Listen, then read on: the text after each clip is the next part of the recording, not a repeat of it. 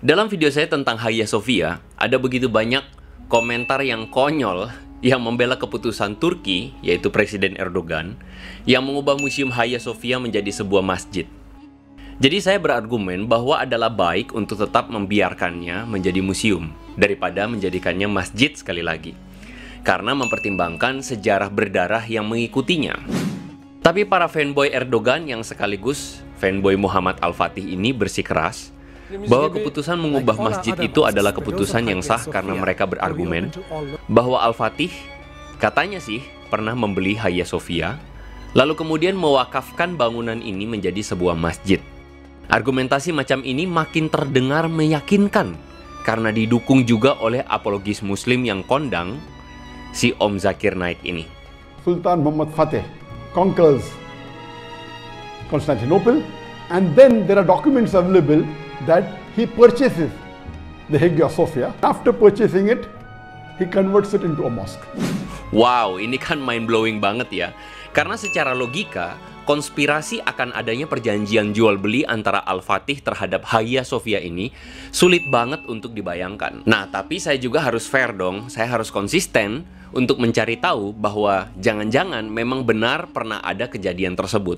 Akhirnya, pencarian saya berakhir pada sebuah foto yang berjudul Tapu Senedi yang diklaim sebagai dokumen resmi pembelian Hagia Sophia dan katanya tersimpan sampai sekarang di dalam museum di Turki. Nah, para fanboy Al-Fatih pasti girang banget nih. Tapi please, jangan seneng dulu karena kita akan investigasi dan saya akan buktikan pada teman-teman bahwa ini semua adalah propaganda belaka. Teman-teman boleh setuju, boleh juga nggak setuju. Tetapi simak dulu investigasi yang saya susun dan simpulkan di bagian akhir. Oh ya, nanti di bagian akhir saya akan tunjukkan juga bahwa si Om Zakir Naik ini tidak konsisten dengan argumentasinya dan malah membantah sendiri propaganda yang dia katakan. So teman-teman, kita simak investigasi ini sampai selesai.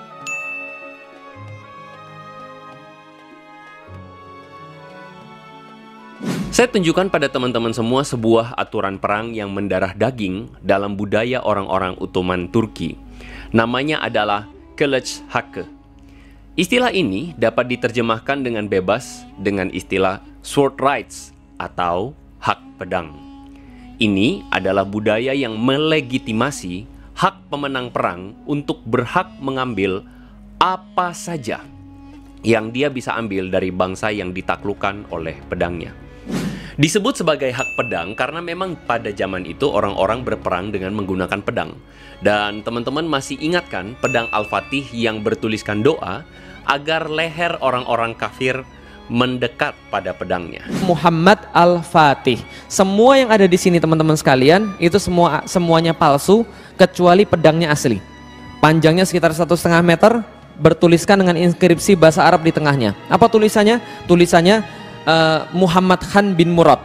Pemilik pedang ini adalah Muhammad Khan bin Murad yang kemudian dia berdoa diisi di situ, mudah-mudahan yang mendekati pedang ini adalah lehernya orang-orang kafir. Luar biasa ya. Nah, itu yang punya Muhammad Al-Fatih. Mudah-mudahan yang mendekati pedang ini adalah lehernya orang-orang kafir. Well, teman-teman tahu dong ya apa arti dari doa tersebut. Nah, pada zaman itu yang namanya perang pasti mengeluarkan banyak biaya, bahkan mempertaruhkan nyawa para pasukan.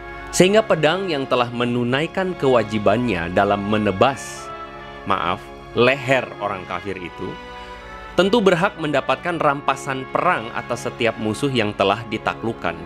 Dan hal inilah yang menjelaskan kepada kita mengapa pasukan Al-Fatih begitu beringas di dalam menjarah dan membantai seisi kota Konstantinopel. Teman-teman tentu masih ingat dengan Hoja Saduddin alias Hoja Sadeddin Effendi. Dia ini adalah sang sejarawan kekhalifahan Utsmani dan dia menjelaskan kultur Kılıç Hakkı ini dengan menuliskan bahwa pasukan Utsmani melakukan pembantaian tanpa pandang bulu berdasarkan aturan bantai yang tua dan tangkap yang muda. Mereka memburu para calon budak berharga mahal, perempuan muda dan anak-anak yang rupawan. Nah, di dalam harta rampasan bukan hanya rumah para bangsawan yang diincar oleh para pasukan Al-Fatih, tetapi juga gereja dan biara-biara menjadi incaran khusus. Misalnya Critobulus, sang sejarawan Yunani itu meratapi kejadian ini dengan menuliskan hal yang sama seperti yang dituliskan oleh Hoca Sadedin Effendi tadi. Pasukan Utsmani menjarah gereja dan biara yang berada di dekat tembok Konstantinopel. Salib-salib diturunkan dari langit-langit gereja. Makam-makam dibongkar demi mencari harta karun yang tersimpan di sana. Isi makam diluluh lantakan, dibuang ke jalanan. Perkakas emas gereja, piala-piala atau cawan-cawan untuk melakukan liturgi suci dirampas, dan jubah-jubah mewah yang bersulam emas dan bertahtakan batu permata dikumpulkan dan dilebur. Altar dirobohkan, dinding gereja dan altar dirusak demi mencari emas. Catat Critobulus dengan nada yang sangat sedih. Inilah kultur Kelshake yang memberikan petunjuk pertama kepada kita, yang membuat kita akhirnya mempertanyakan apakah memang ada pembelian resmi Hagia Sophia oleh Al-Fatih ketika menaklukkan Konstantinopel.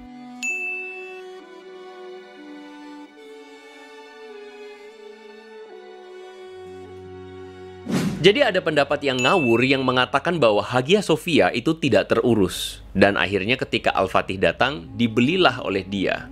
Nah, saya tunjukkan bahwa pendapat ini halu sekali. Faktanya apa? Ini adalah catatan seorang sejarawan bernama Doukas, yang menceritakan bagaimana Hagia Sophia menjadi saksi bisu bagaimana sebagian rakyat yang putus asa berlari untuk berlindung. Mereka berdoa dipimpin oleh para pendeta di altar, dan mereka berdoa dengan memohon agar keajaiban boleh terjadi. Namun pada saat itu pasukan Janisari mendobrak pintu utama Hagia Sophia, dan tangisan serta teriakan putus asa bergema di mana-mana. Teriakan kepada Tuhan tidak berarti apa-apa. Sebagian kecil jemaat yang melawan dibantai, sedangkan sebagian besar memilih untuk menyerahkan diri mereka seperti domba. Pasukan Utsmani datang demi rampasan perang dan kekayaan. Para biarawati dan perempuan muda diikat dengan kerudung mereka, sedangkan para pria diikat dengan tali dan digiring, bagaikan rangkaian tawanan tiada ujung, kata Doukas. Dalam waktu beberapa jam saja terjadi perampasan, penjarahan, serta pengrusakan terhadap simbol-simbol Kristen di dalam gereja Hagia Sophia. Dan itulah akhir dari segala kemegahan Hagia Sophia selama hampir 1 abad lamanya. Hagia Sophia yang megah itu kini menjadi bangunan suram yang terjarah dengan hebat, kata Doukas. Nah, di dalam catatan sejarah ini, masihkah kita bisa berkata bahwa Hagia Sophia itu tidak terurus dan dibeli oleh Al-Fatih? Kalaupun sudah rusak, siapakah yang menyebabkannya?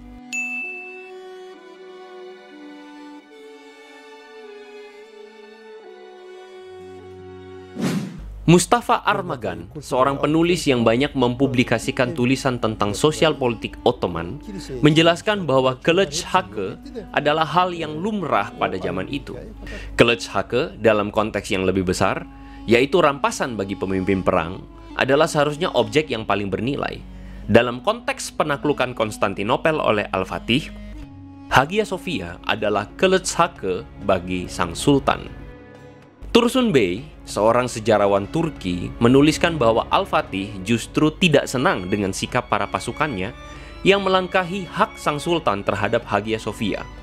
Ketika memasuki gerbang Hagia Sophia, berjalan dan mengitari kubah Hagia Sophia yang begitu megah itu, tiba-tiba perhatiannya tertuju kepada seorang prajuritnya yang berusaha mencongkel batu pualam. Sang sultan bertanya, mengapa dia mencongkelnya? Dan sang prajurit menjawab, demi iman. Seketika Al-Fatih menebas leher prajurit tersebut. Di lain sisi, secara mengejutkan, ada sebagian kecil orang Yunani dan beberapa pendeta yang masih tersisa bersembunyi di dalam sudut gereja, kemudian datang dan bersimpuh memohon belas kasih sang sultan. Di luar dugaan, Al-Fatih memerintahkan agar orang-orang tersebut diperbolehkan kembali ke rumah mereka dengan perlindungan. Setelah itu, Al-Fatih memanggil seorang imam kerajaan, lalu mengumandangkan adzan. Inilah momentum pertama kalinya Hagia Sophia dialihfungsikan oleh sang sultan menjadi sebuah masjid. Jadi dari kesaksian yang dituliskan oleh sejarawan Turki ini, masihkah kita mengatakan bahwa Hagia Sophia dibeli oleh Muhammad Al-Fatih?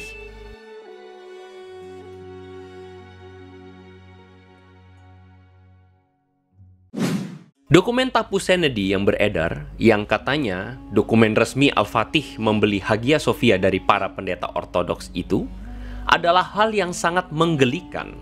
Karena Tapu Senedi, yang artinya sertifikat tanah itu, adalah dokumen yang diterbitkan pada tahun 1936, hampir 500 tahun sesudah kejatuhan Konstantinopel. Profesor Abdussalam Haidar, seorang cendekiawan Muslim, meluruskan asumsi liar tersebut dengan menyatakan bahwa penaklukan Konstantinopel oleh Al-Fatih secara otomatis menjadikan Hagia Sophia sebagai rampasan bagi sang sultan, sehingga asumsi bahwa Al-Fatih membeli Hagia Sophia adalah asumsi yang mengada-ada. Lagi pula, Imam Ali Erbas, khatib pada saat pembukaan sholat pertama di Masjid Hagia Sophia baru-baru ini, menggunakan pedang ketika memberikan khotbahnya. Nah, ini adalah tradisi pada kekhalifahan Utsmani yang menunjukkan bahwa Hagia Sophia telah ditaklukkan dengan pedang, dan ini menegaskan statusnya sebagai rampasan oleh Al-Fatih dan bukan hasil belian oleh sang sultan. Bahkan Om Zakir Naik pun bilang begini, In conquest, if there is a war and if the conqueror is there, then it is the right of the Muslim ruler to do what he wants because that becomes part of his land.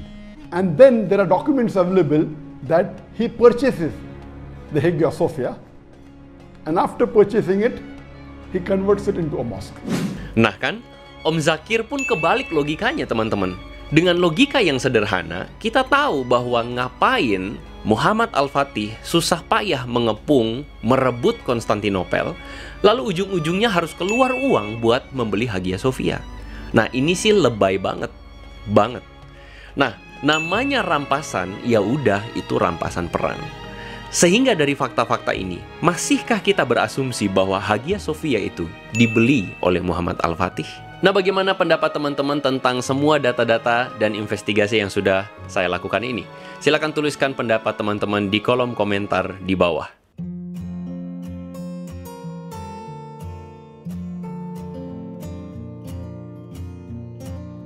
Nah, bagaimana pendapat teman-teman tentang seluruh investigasi yang telah saya buat ini? Kalau teman-teman terlewat, ada 2 video sebelumnya mengenai kejatuhan Konstantinopel dan pedang Al-Fatih, teman-teman bisa saksikan di video sebelumnya. Nah, teman-teman, sampai di sini saja pembahasan investigasi kita mengenai data sejarah saksi mata yang terjadi seputar peristiwa kejatuhan Konstantinopel pada tahun 1453. Dan semoga propaganda-propaganda yang dilancarkan oleh kelompok tertentu dengan menggunakan kisah Muhammad Al-Fatih ini boleh kita lihat dengan lebih netral dan tidak membuat kita menjadi fanatik dengan agama, dan kita boleh melihat ini dan kita boleh pelajari untuk masa depan bangsa kita yang lebih baik, bertoleransi agama satu dengan yang lainnya. Kita ketemu lagi di video selanjutnya yang boleh menginspirasi kita. So make it simple, make it meaningful, may God bless you.